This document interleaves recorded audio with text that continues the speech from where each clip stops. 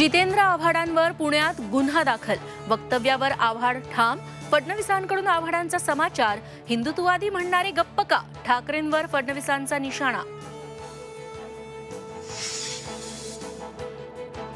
पुण्यात अजितदादांसमोरच भाजपा आमदाराची दादागिरी, आमदार सुनील कांबळेंची पोलीस कर्मचाऱ्याला मारहाण, राष्ट्रवादीच्या पदाधिकाऱ्यावरही उचलला हात।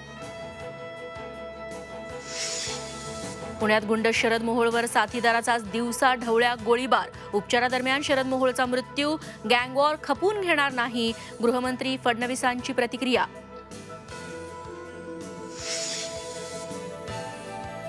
बारामती ॲग्रो कंपनीवर केंद्रीय तपास यंत्रणेची धाड, रोहित पवारांच्या अडचणीत वाढ होण्याची शक्यता।